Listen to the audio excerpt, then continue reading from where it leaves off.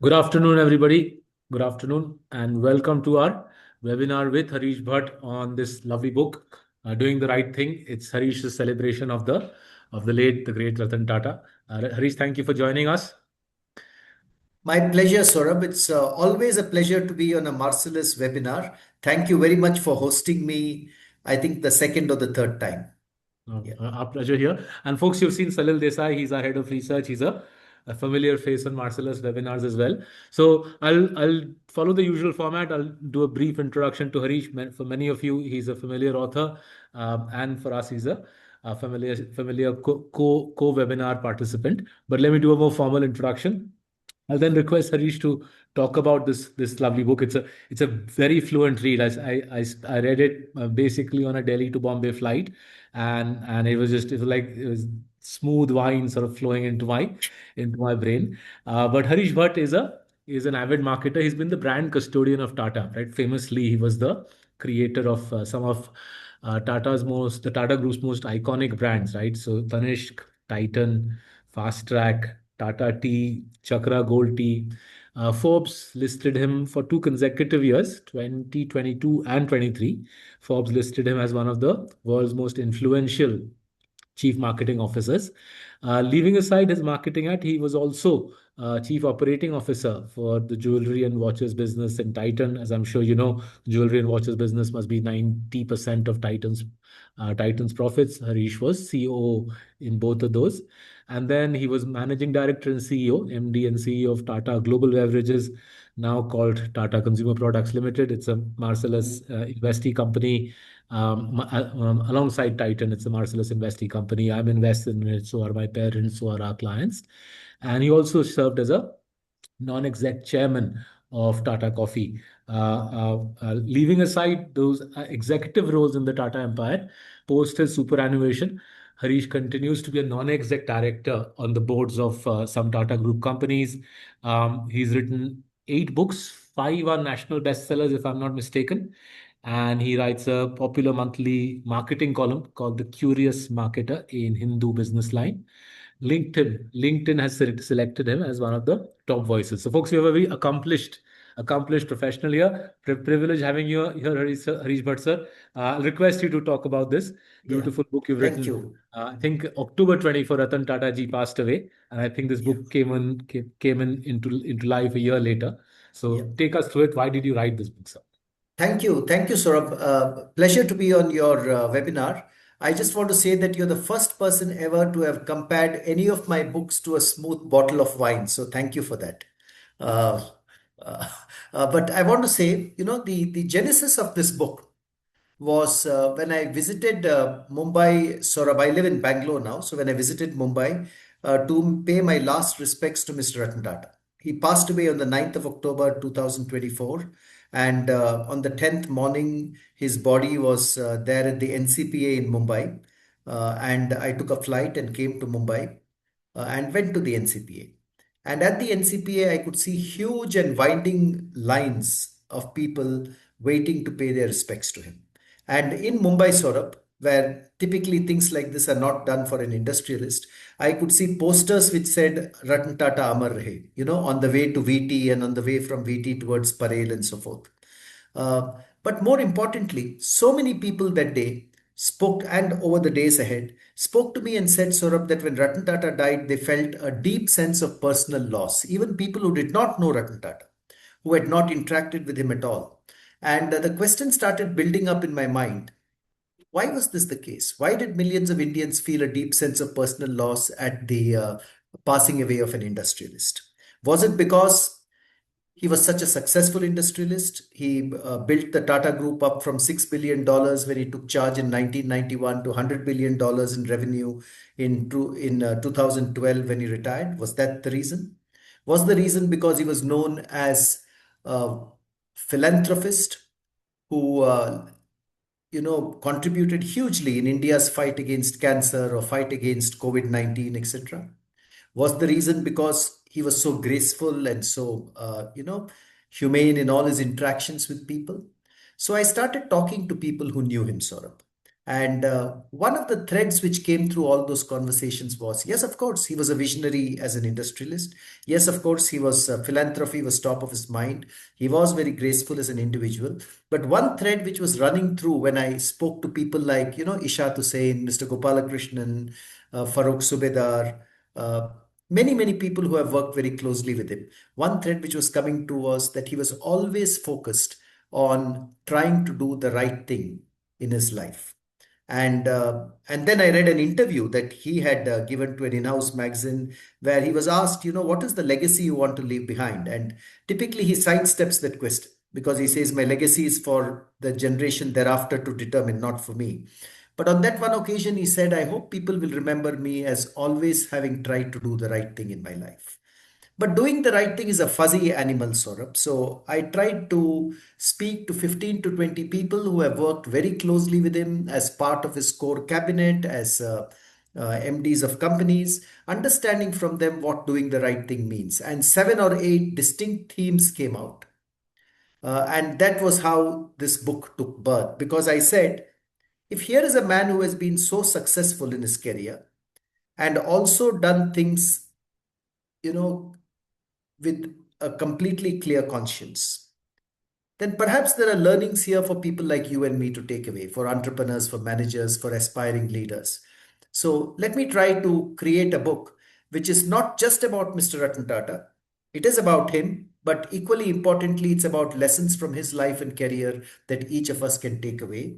And that is the genesis, Saurabh, of doing the right thing, which is why I used the title from a quotation that Ratan Tata himself has said, which where he says, at all times, ask yourself if you're doing the right thing. So that's where this book has come from. And took me about a year to complete the research and write this. And I do hope that people who read this book will take away 2 or 3 or 4 lessons which are very valuable to their own lives. Thank you very much for writing it. It's beautifully written. So let me get to the crux of what appealed to me as an investor as I read it, right? And Sure. still not 100% sure I've been able to fathom how this was done. But you mentioned the numbers, so let me restate the numbers. Ratan Tata took charge of Tata Group at $6 billion of revenue. And when he demitted office as chairman, 1991, he took charge. 2012, Ratan Tata stepped down as chairman. It was $100 billion, right? So 6 billion Yep. going to 100 billion in the course of 21 years. That's a 15% dollar CAGR, rupee CAGR of 19%. Almost unquestionably, he outgrew the Nifty 50 and nominal GDP. And he did that whilst doing the right thing, right?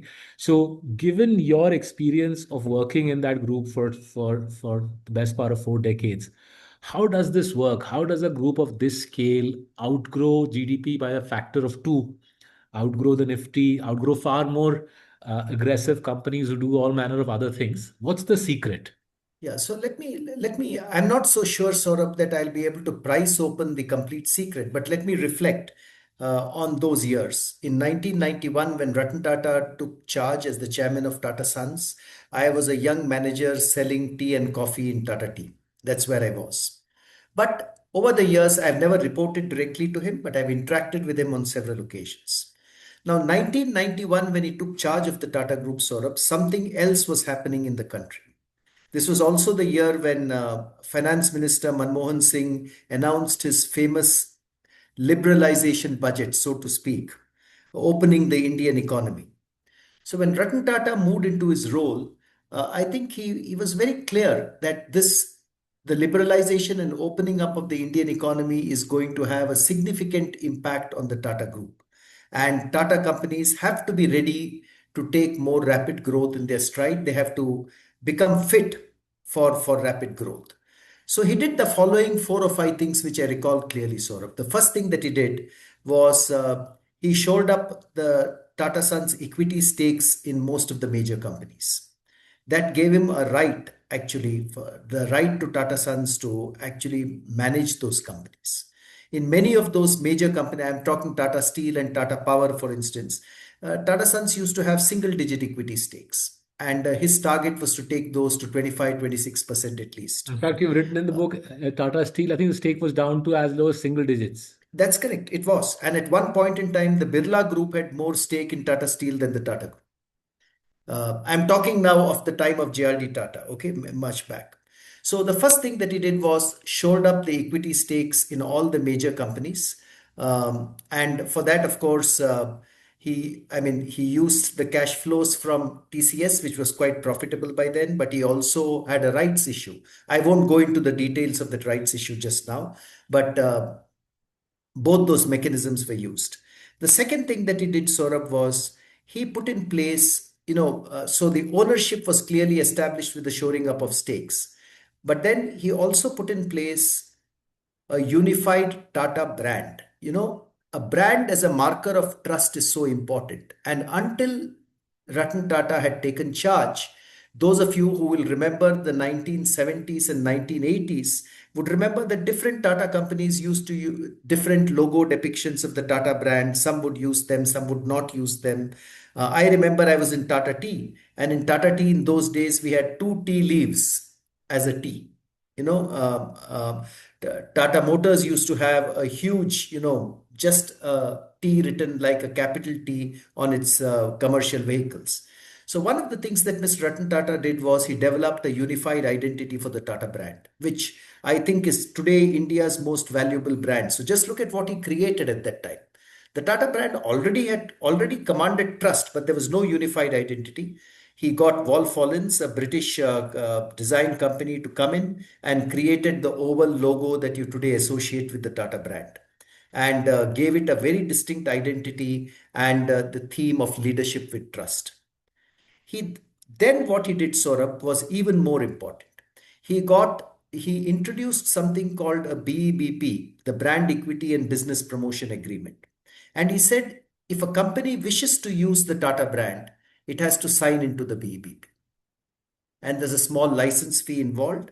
But more important than the license fee, what they had to do was two things. They had to sign into a business excellence model called the Tata Business Excellence Model, and they had to sign into a Tata Code of Conduct. Now, I remember the Tata Business Excellence Model. What it made us do was, you know, each company of the group was assessed by an independent set of assessors on parameters like leadership, strategy, customer connect and customer strategy, HR and people strategy, data, your key processes, and your results. And each of us had to undergo those assessments. I remember undergoing that assessment both in Tata Tea and in Titan. And we were then given very, very strong points of improvement, which we had to push within the companies to be able to. So, all Tata companies upped their game during that period of time. There was a strong push from the group headquarters. Ratan Tata was leading that, but we also had people like Dr. J.J. Irani supporting him on the Tata Business Excellence movement. So, business excellence became center stage with the Tata Group. And the Tata Code of Conduct, for the first time, the Code of Conduct was, put down in writing with very, very clear boundaries on what could happen and what could not happen. So there was ownership on one side and there was a push towards business excellence. The third thing that Mr. Ratan Tata did, Saurabh, was I remember attending many of the annual group meetings at that time where Ratan Tata would deliver his annual address. And he was very clear that he wanted us to grow our revenues and grow our profits very rapidly. In fact, he had set targets like growing revenues every 3 years, growing profits every 4 or 5 years. I don't remember the exact number of years, but very, very clear targets which were set before us both on revenue and profit growth. And he also urged every company to become, at that point, EVA positive. Economic value added positive was the metric that he had set out. And finally, he also, a few years later, he also, there was a strong pivot and an urge towards globalization. And just to clarify, there were two or three legs to this. The first leg, which most of us would know and which has been reported in newspapers, has been the acquisition of global brands like JLR or Chorus or Tetley. The second leg to globalization, Saurabh, was he urged all of us to benchmark ourselves with the global best in class companies. And let me give you an example of that. For instance, I was the chief operating officer of the watches business of Titan. It was already by then a profitable business, doing very well, built by people like Xerxes Desai and Bhaskar and the leadership team of Titan during those years. But during that period of time, we also started benchmarking ourselves with Swatch, saying if Swatch can achieve this PBT ratio as a PBT as a percentage of revenue, why can't we? If Swatch can do this sort of innovation, why can't we? And that was happening across the Tata Group, sir. Companies like Tata Steel, which used to at one time be fairly insular companies, started looking outward and wanted to compete with the best in the world. And I'm talking of the times when Dr. J.J. Irani and Mr. Muthuraman were the managing directors of the company, reporting to Mr. Ratan Tata.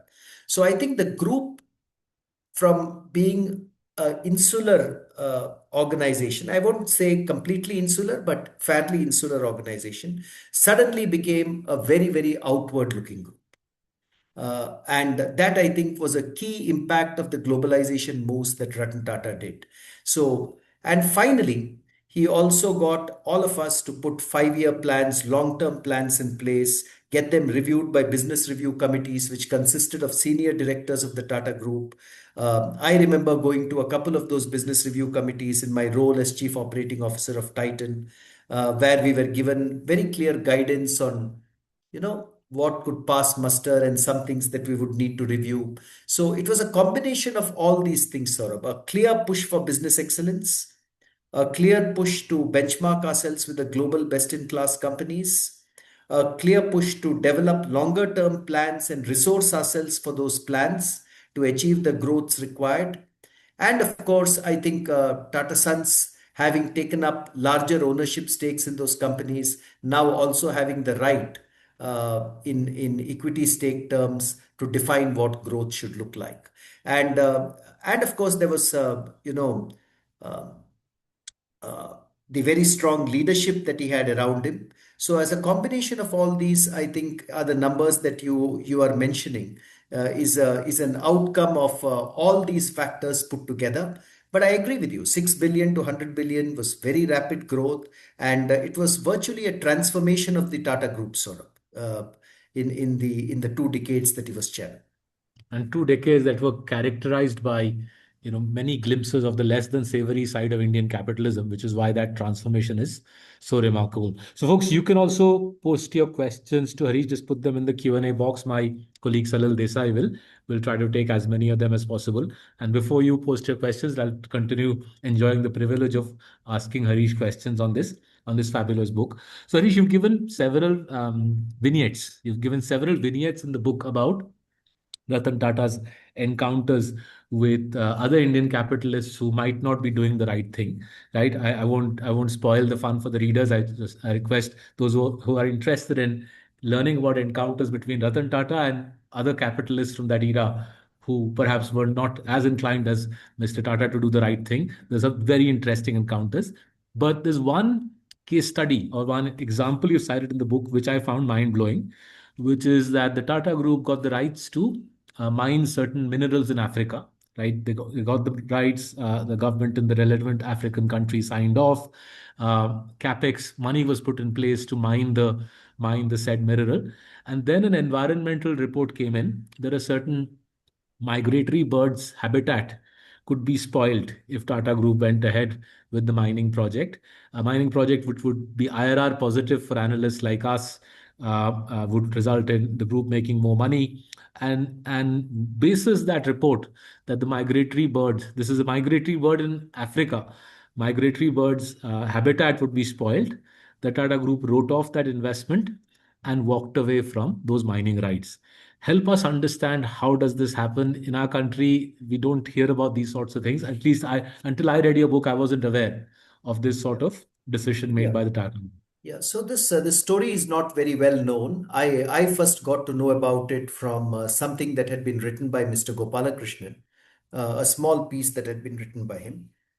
But the company here, Saurabh, and the story has been detailed in the book. The company we are referring to here is Tata Chemicals, and Tata Chemicals was and continues to be in the business of soda ash. It's also in the business of manufacturing salt. Um, But soda ash is an inorganic compound used widely across the world in making glass, in making detergents, etc.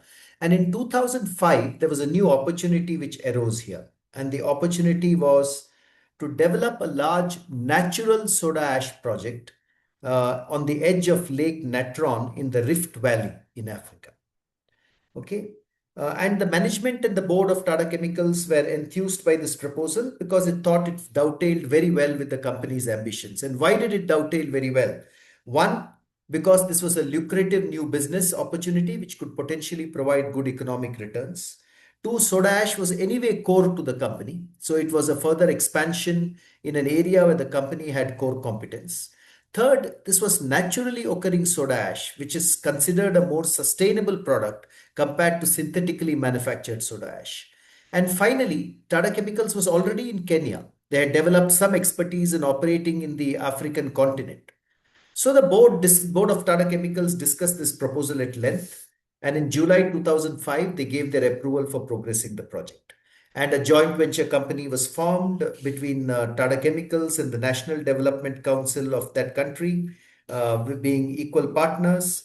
Um, the first steps were taken, some capex was invested, and Lake Natron had a huge reserve of soda ash, around 4.7 billion cubic meters, which is not small at all. And this could produce 5 lakh tons of soda ash annually. So a detailed project report was drawn up, and based on this project report, a further tranche of expenditure towards pre-project studies was also invested. By now, Saurabh, in that 1 year, several crores of rupees had been committed to the project, and it was moving on track. It is at that time that Ratan Tata received a message alerting him to something important. What the message said was that Lake Natron was the only regular breeding site for birds called the lesser flamingos, which live in sub-Saharan Africa.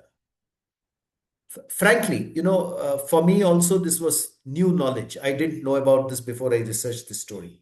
And a soda ash plant on the banks of this lake could actually threaten this breeding site and lead to the extinction of this species in Eastern Africa. So this message urged Ratan Tata to take a very holistic view of this, take this into account before proceeding with the project. At the same time, the Royal Society for the Protection of Birds, BirdLife International, had also raised this issue. And Ratan Tata briefed the directors of Tata Chemicals about this. I have spoken to Mr. Gopalakrishnan about this. He was the vice chairman of Tata Chemicals at that time. And he says there was a lengthy and intense discussion amongst the directors. Ratan Tata sat quietly, listened to this discussion. There was no legal bar at all on progressing the project. It had the support of the government of that country, and it was economically lucrative. It would play an important role in the company's growth plans. As investors like you may say, it was, what is it called? EPS accretive. EP is accurate, NPV Yeah, positive. We have lots of names for EPS such things. accretive, NPV positive. You can have all those financial metrics put to it. But after hearing all the directors, Ratan Tata, is reported to have thanked all of them for their inputs, and then said we should take this seriously. And he advised that what he told the management was very important. Mukundan has told me this, who is the current MD of Tata Chemicals. He said, let us be science based in our decision. Let's understand all the facts and not be emotional in what we do. And he said that knowing fully well that the company had invested a lot of money in the project by then. So they looked at this in detail, and the facts became quite clear, Saurabh, that a large majority of the world's population of lesser flamingos lived there. And the natural soda ash project, as was envisaged at that time on the lakeside, would cause disruption at this breeding site. And this could impact the reproduction of this species and also pose a threat to the lake's fragile ecosystem. So they discussed all these factors. They had another round of discussion in the board. Then Ratan Tata himself presented his views. And finally, what he says here, Saurabh, is important. And I'm reading this out from my book. What he told the directors was we should listen to our inner conscience. We should not cause damage to the environment for the sake of our business. And Ratan Tata knew fully well that a decision not to take forward the project would cut off a potential growth engine for the company. He also knew that a lot of expenses had been incurred, but he still came to this decision because he thought it was the morally right thing to do. And and the company then announced that it was putting the proposed plan on hold. And by 2012, the company had also all decided to exit the project. You know, the CFO of Tata Chemicals at that time is a gentleman called PK Ghosh. You may know him. Mm-hmm. PK is retired now. But PK said, you know, Ratan Tata was never a man to accept a financial write off easily. If you took to him anything for a financial write off, he would question every proposal and ask management to consider all other alternatives. But when PK took this proposal to him, Ratan accepted the write off without demur because of the strong moral context of this decision. So here is a decision sort of where the right decision for Ratan Tata was to ensure that there was no risk to the survival of a species, notwithstanding the economic opportunity lost to the company. And this goes back to, you know, another statement that Ratan Tata made. He said, you know, when I go to sleep each night, I should go to sleep with a clear conscience, knowing that I have not succumbed. To him, succumbing was not just succumbing to ethical pressures, but succumbing was also succumbing to commercial pressures. You know, and that was a very, very important philosophy of his life, which I think all of us could do well to bear in mind. It's a beautiful story. I have just given you the summary of it, but I have narrated it in greater detail within the book. I must say that I did not know of this story as well before I began researching this book. But it stands out as an example of doing the right thing, notwithstanding the economic consequences. Amazing example. Thank you so much for sharing that. Salil, over to you. I think the question queue is piling up. So over to you, Salil. Sure. Thanks, Saurabh. Hello, Mr. Bhatt. I think Yeah. let's take the first from Udaivani Mariappan. He is also a brand strategist and advertiser. And what Okay. he says is that, in today's world, everybody wants results really fast, right? And he himself feels a little suffocated when we want to do the things the right way, but you won't get results fast if you do that. So how should one really survive this? I mean, what lessons can the book teach him of not Yeah. suffocating and not losing Yeah. identity and losing integrity? Yeah. So, Salil, I would say that doing the right thing, we discussed the Lake Natron example just now. Okay. Hmm. And there was an economic loss of opportunity, but Ratan Tata still came to the conclusion, along with the board of Tata Chemicals, that it was the right thing to do. Ratan Tata also walked away from business opportunities where he felt that there were other questions involved. Um, the point I'd like to make is that sometimes when you take the right calls and do the right thing, there may be short-term opportunity losses that you're faced with. But in the long term, I think the impact that has on the brand and the trust that the brand enjoys is immense. Today, the Tata brand enjoys immense trust across our nation. You have, several hundreds of millions of customers using some Tata product or the other. And one of the reasons for that, Salim, one of the reasons is, of course, the excellent quality of products and services offered by the Tata Group. But the other is the customer's view that the Tata Group would always try to do the right thing, would never shortchange them. And I think when you take the right decision, trust in the brand goes up all the time and stays at a very high level.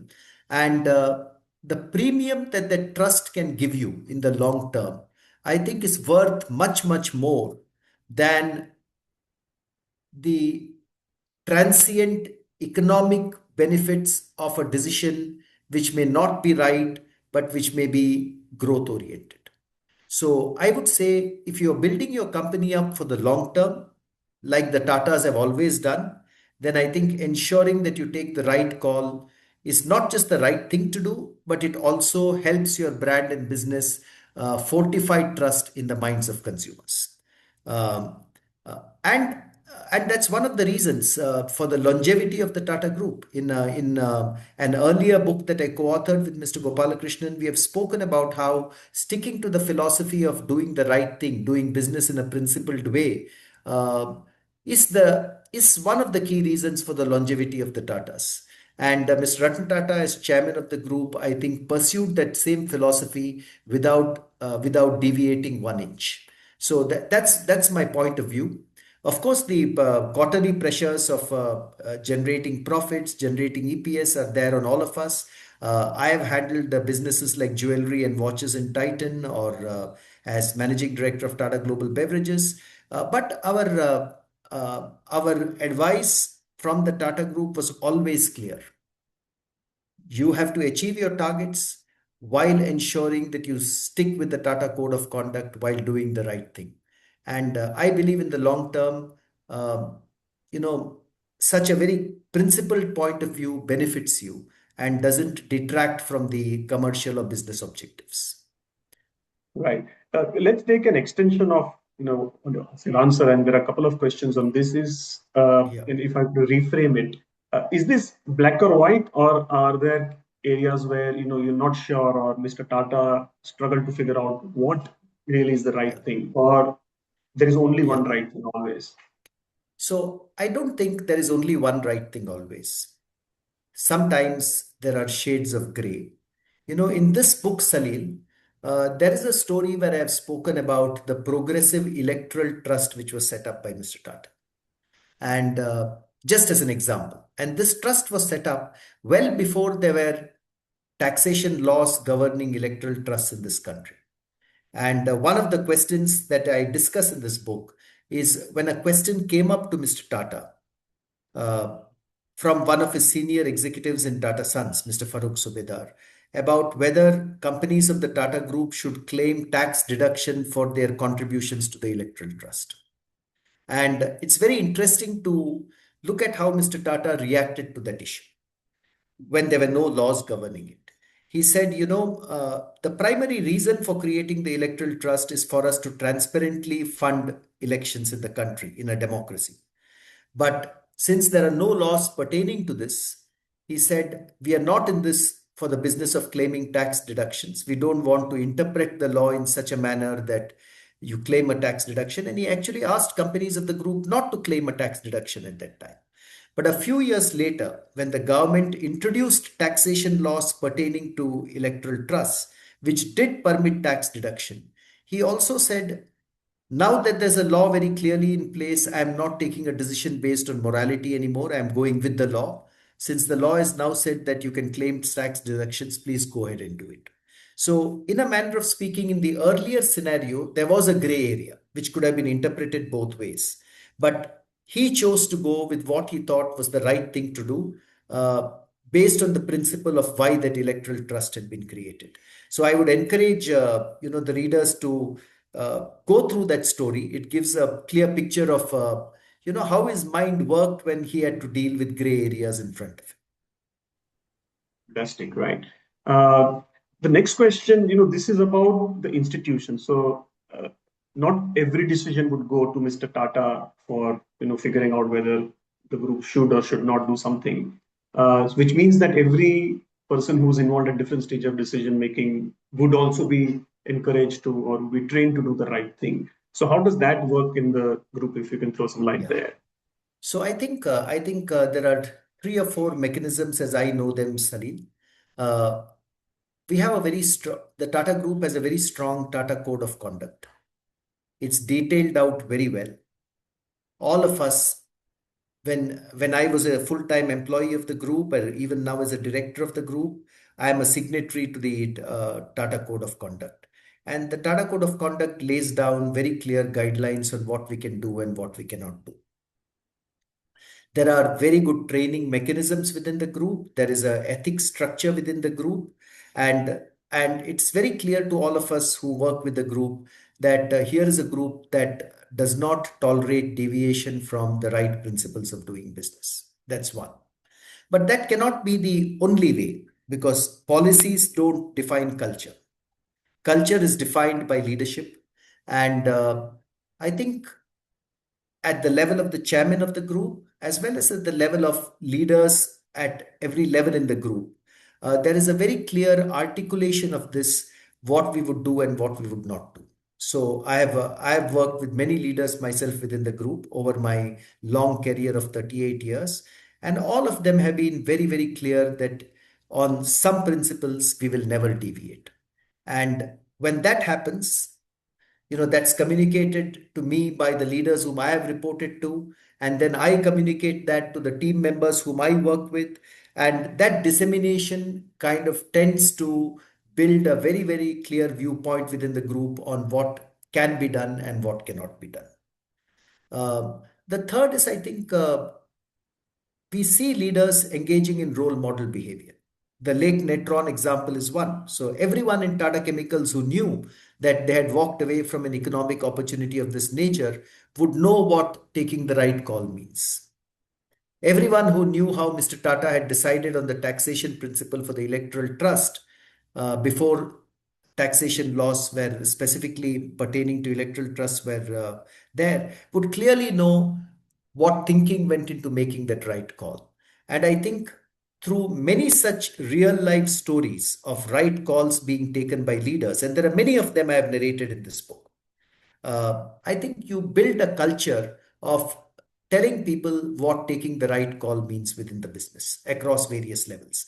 Is it a challenge? Of course, it's a challenge. In a large group with several lakh employees, certainly dissemination of these principles is a challenge. But I think the Tata Groups works very, very hard to make sure that these principles are very well known across the rank and file of the group. So I think it's policy through the Tata Code of Conduct.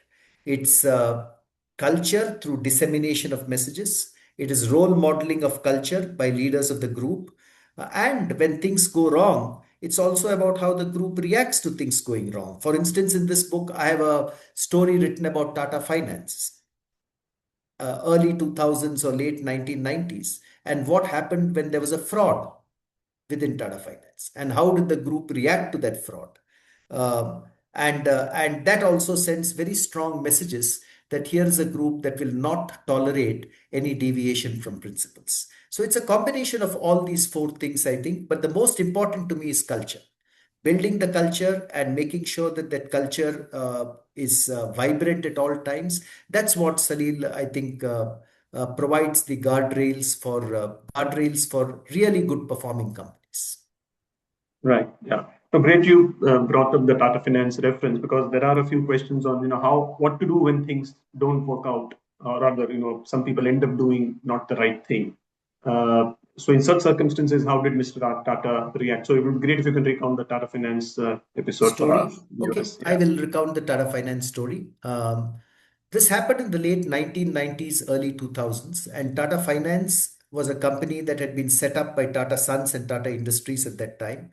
It was the flagship financial services company of the Tata Group, uh, what we know today as an NBFC and so forth. And Tata Finance was headed by a person, the managing director of the company was a very close colleague of Mr. Ratan Tata's, knew him very well. So one day, an anonymous letter lands up on Mr. Ratan Tata's table in Bombay House, the Tata Group headquarters, saying that a fraud has been committed upon Tata Finance. And what do you do? So Mr. Ratan Tata sends out, and I think uh, Mr. Ratan Tata immediately, the first step that was taken was to send out an audit team to check whether a fraud had actually been committed. So the audit team comes back and tells the leadership of the Tata Group, including Mr. Tata, that yes, something has really gone wrong. And what happened in Tata Finance? Tata Finance was in the business of giving out loans for the purchase of durables, uh, automobiles, etc. And Tata Finance used to take fixed deposits from investors like you and me as its source of funds. Many investors would put in their life savings into Tata Finance. So during that period of time, some of these funds from investors were invested in shares of very dubious quality. And when those shares collapsed, it left a 500 crore hole in the balance sheet of the company. And 500 crores in 1999, 2000, I don't know. Saurabh and you are much better at compounding maths than I am. I don't know how much it would be worth in today's money. Huge, Uh, huge. yeah, and the also there was news that some of the leadership team members may have profited personally from this kind of activity. So when this audit report came in front of Mr. Tata, he was very, very clear, Salil. there were two instructions that he gave his immediate team, which was dealing with this crisis, which included Mr. Ishat Hussain, who was at that time the CFO of the group, Mr. Bharat Vasani, who was the legal head of the group. So he said two things. He said, one, not a single depositor should lose his or her money. And in fact, during that period of time, there was an AGM of Tata Chemicals where Mr. Tata was presiding. So an elderly shareholder asked him, Sir, what will I go and tell my wife tonight? Will my funds get lost? Apparently, he stood up immediately and said, not a single rupee of any depositor's funds would be lost.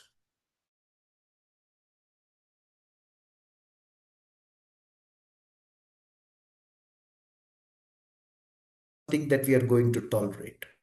Uh, I hope I was clear on that. Uh, Yes, yes, yes. Okay, and in fact, this was the pre-digital era before UPI and Google Pay and all that came in. So I am told that Tata Finance even had a helicopter kept on standby to move cash to smaller towns if there was a run on Tata Finance at that time. That was the level of care that they took. Fortunately, there was no run on Tata Finance. I think Mr. Ratan Tata's words were more than reassuring. I myself, I was a young manager in Tata Tea those days. I had a 10,000 rupee fixed deposit with Tata Finance. But after hearing this reassurance, I let it be. I said nothing is going to happen to my money, and nothing did happen to it. So the second thing, Salil, that he said was, you know, whoever was involved in this wrongdoing, however senior that person is, we should ensure that law takes its own course and we should ensure that they are given the right punishment as per law. And in this case, you must remember that the person who was accused at that time was the managing director of the company itself, who was well known to Mr. Tata. Uh, he was, of course, the ex-managing director by then. He had resigned.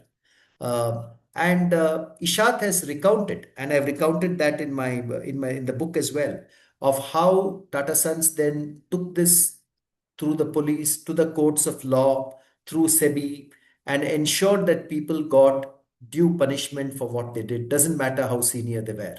And in fact, the ex-MD of the company was put behind bars as well. So to me, what Mr. Ratan Tata did at that time was, I mean, this is not an episode that one is proud of. It happened because of process lapses within the company. But what he did at that time was react to this episode with complete transparency. And once again, doing the right thing by the depositors, doing the right thing by society and by the code of conduct in general, by pursuing the culprits and making sure they were behind bars. I'm sure the pressures on him were very, very heavy. And in fact, Mr. Ishat Hussain has told me that the Tata Finance episode left a very heavy sense on Mr. Tata's shoulders. He says Ratan Tata changed after that episode. And he also perhaps felt a deep sense of betrayal. Uh, but he changed after that episode. And Mr. Gopal Krishnan has reflected on this, and he has told me that things will go wrong in companies. Companies are made up of human beings. Human beings will commit errors from time to time. So things will go wrong. But he has said very clearly, the true character of a company comes forth based on how a company reacts when things go wrong. And to tell you the truth, Salil, this must have been a very, very difficult and challenging period for Mr. Ratan Tata and his leadership team in Bombay House, because the Tata Group and frauds were two words which are completely away from each other. And to be able to deal with a fraud which had happened. But I think because of Mr. Ratan Tata's leadership, the group came out of it with flying colors. And if anything, trust in the Tata brand was only reinforced once people knew what actions had been taken. So since your question was, what should people do when things go wrong? I think Tata Finance provides one example. There are other examples in the book as well. I think the thing to do is to respond with complete transparency and take the right actions as mandated by law and as mandated by your conscience, by both. If one tries to brush this under the carpet, which sometimes, various companies, you do read of companies trying to do that. If you try to brush it under the carpet, or if you try to spin a web of what is it called, spin or Yeah, untruths around it. right. That's not going to help in the long term at all. In the short term, it may keep you afloat, but in the long term, it's like what Shakespeare said: when you start uh, spinning lies, you get caught in a web of lies. And in any case, your brand reputation also then lies in tatters. So the Tata Finance example is an excellent example of transparency in the midst of an unprecedented crisis. Got it. Great, great. No, that's a fantastic answer. So we have a very interesting question from Niranjan Prabhu, right? And this is kind of a what if kind of question. So what he says is that in case of the Lesser Flamingos episode, now what happened to the project? So did some other company go ahead and do it? And if that was the case, then wouldn't it have been better if the Tata Group did it, because you would have done the right thing, maybe structured the project, done the construction in such a way that there is no or minimal impact on the habitat, because people would trust you to do that rather than somebody else coming in and making a complete, or destroying it completely. I have not followed through, Salil, on what actually happened to the project. I will go back and read up about it. I know what decision the Tata Group took at that point in time, and I know for several years thereafter it was not implemented. But I have not gone back and seen what happens now. There are many things that could happen. Technology could change. The location of the project could change. I don't know. I don't know in what direction it has gone. But I think Mr. Tata was clear, and I want to respond to Niranjan's question. Mr. Tata was clear that we should not do anything to hurt the habitat. And, I would only say this, that we should be true to our value systems. We should be true to the values that greatly matter to us. I don't think it's possible for each of us as individuals to be custodians of values of the world at large.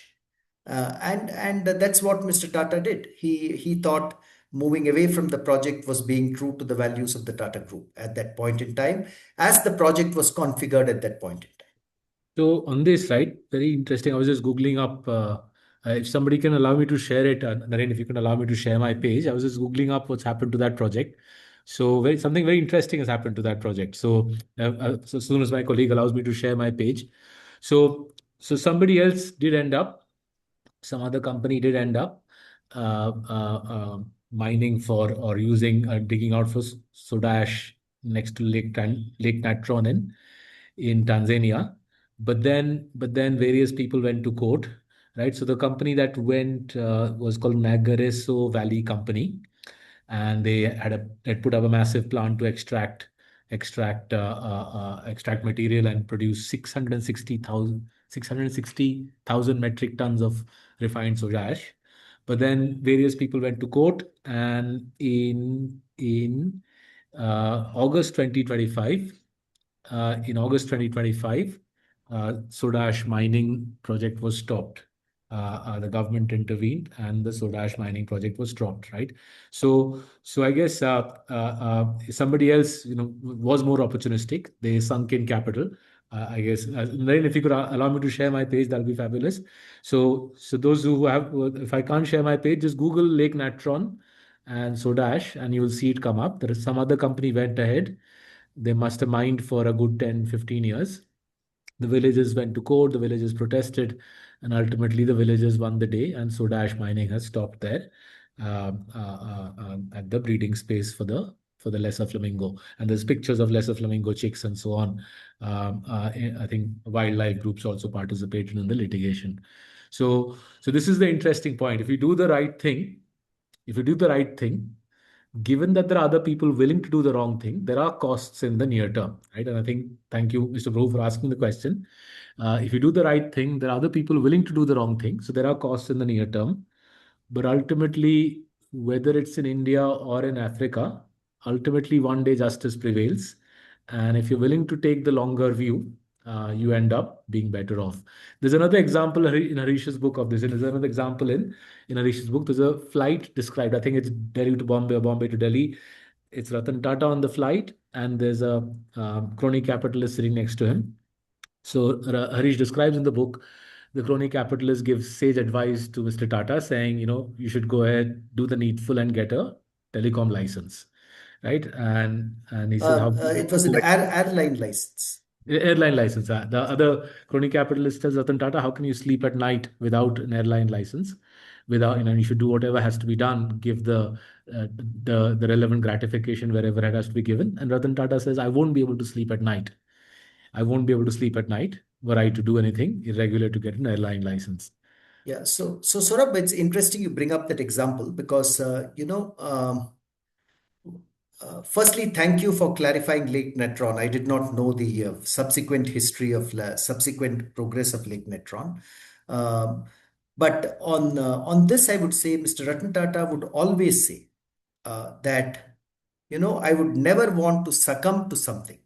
His words were, I would never want to succumb to something uh, because I'd want to sleep well at night. And I believe, Saurabh, that whatever be the economic pressures on us, all of us, a good sleep at night is worth its weight in gold. And the price of gold, of course, has gone up hugely these days. Good sleep at night is worth its weight in gold, and that was Mr. Tata's philosophy. I have read several interviews with him where he has re-emphasized this more than once.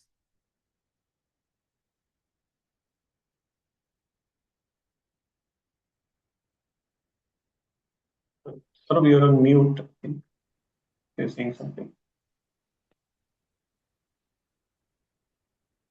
And Yeah. I'll reshare. So I'll just Google Lake Natron and soda ash, and here's the page. So you can also see Lake Natron in case you're curious to see what Lake Natron looks like. Here's what it looks like. Here's the lesser flamingo, right? And it says you can see controversial soda ash mining project. Lake Natron has been stopped, safeguarding one of the world's most important breeding sites for the lesser flamingo. You can also see it's a wildlife group, right? It's BirdLife International, which is writing this. So I presume they had a role to play in the stopping, and they're showing you plenty of flamingos, and it says most recently in early 2025, certain Valley company announced plans to put up a project to extract 1 million metric tons, producing 60,000 metric tons, so on and so forth. But this time a different story unfolded. Local communities up in arms, right? And it describes various villages, various tribes who went up in arms to protest against mining here.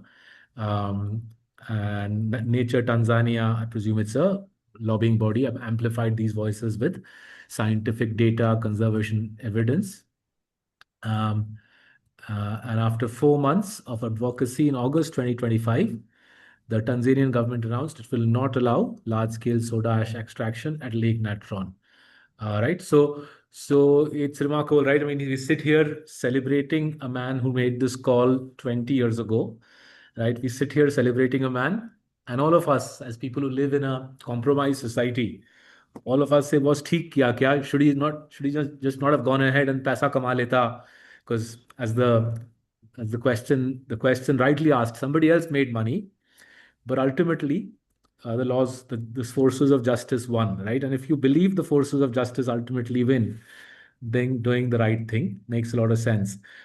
So, Harish, if you don't mind, I'll give an example from our own lives, and it has a Tata involvement as well, right? So, around in August this year, we discovered that our CFO at Marcellus was stealing our money, so our balance sheet money, not clients' money. He was stealing from our own balance sheet, and in fact, colleagues in our finance team themselves spotted our CFO stealing money. They reported it to us. And we thought we will go to the cops, but then people told us, you go to the cops and report this. As soon as you file an FIR, it'll be all over social media that Marcellus's CFO has his hand in the till. It'll blow up in your face. You'll have to deal with media, so on and so forth. So, for a few minutes, even we were in a tizzy that this guy has stolen money. He's stolen our money from our balance sheet. Should we report him? Should we not? Right? And ultimately, after around 15, 20 minutes, we said, of course, we should report him. Whatever the media says, it's up to them to say. We need to report a crook to the crops, right? So we reported him to the cops. We filed an FIR. We are moving court to have him arrested and so on. And then we went to our insurer, right? The insurer is also a Tata Group insurance company. We have directors and officers indemnity, and we claimed the insurance. right? We showed the legal documents, the FIR, and last week our insurer said that they'll be happy to recompense us for pretty much the entire loss, less the deductible. Right now, they could have also, it's a reasonably large claim. They could have also kicked a fuss and saying, we're not gonna give you your money. We could have also brushed the matter underneath the carpet, but we decided to do the right thing. We felt going to the cops was the right thing and reporting the crime was the right thing. There's a bunch of people out there who decided to make a song and dance about it on social media. Good luck to them. We did the right thing. We answered our clients' question. The clients' money is not involved. It's our money. It's our balance sheet money. And the general insurance part of the Tata empire also decided to do the right thing by saying, you've got a valid claim. Here's your losses. So this aspect of business life is central to our lives. That's why we are so glad you wrote the book, and you've given these really pertinent examples which bring alive how hard it is to do the right thing in business life. Yes, Saurabh. So, I think we are just about 2, 3 minutes short of the time, short of time. So, all I would like to say, Saurabh, is, this is not a biography of Ratan Tata. This doesn't claim to be an objective analysis of his life and legacy. All this does is presents simple stories from his life on how he went out of his way to try to do the right thing. And towards the end of the book, and what does doing the right thing mean, Saurabh? For him, for Ratan Tata, it meant being custodian of the Tata legacy, putting India first, conducting business ethically, being morally correct, being scrupulously fair, having care and compassion. We didn't have time today to narrate many of those stories. Having respect for people, safeguarding people's dignity, meeting every commitment. These were the values which were most important to him. And each of us would have values which are most important to us, Saurabh. So, how do we put those values up front in our lives and lead a life of integrity while pushing for growth, while pushing for revenues, while pushing for market share? All that is very, very important. But doing that with integrity is, I think, what leads to doing the right thing. And in the last chapter of this book, there are four things that I say, Saurabh. I talk about leading a life of integrity. I talk about immersing yourself completely in your role and doing what your role demands in a completely objective manner. I talk about putting humanity first and putting your role next, which Ratan Tata always did. Uh, when it came to dealing with people or the planet or the environment, humanity was first and the business came next. And I also talk about not succumbing to temptations. And there are enough temptations and distractions in today's world, facing us virtually every day. So I talk about these four distilled principles which came to me through the research and the writing of this book. That's what I mentioned here. I do hope, Saurabh, that many people who are on the webinar today will decide to read the book, and I hope they will like it as well. I'm sure they will do the right thing, Harish. They'll do the right thing. Thank you so much for giving us your time. Sorry, Thank you. before we Uh, conclude, sort of, Mr. But there's just one more. It's not a question. It's a question from Naman Ajmer, and he asks, when are you scheduled for a book signing event next in Mumbai? He has a bunch of books. He would love you to sign them for him. Fantastic. Okay. So I would say this, Salil, that if he has a bunch of, I don't know when the next book signing event in Mumbai is, but I can make his books the subject of the next book signing event.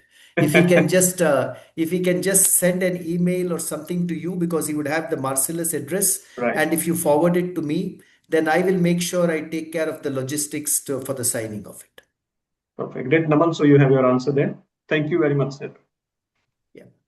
Thank you, Thank Harish. you. Thank you. Thank you, everybody. Thank you for joining in. And best of luck with the book, Harish. I'm sure there'll be many more bestsellers Thank coming you, from Saurabh, you. and I admire your writing as well, and look forward to your next book coming out onto the stands also.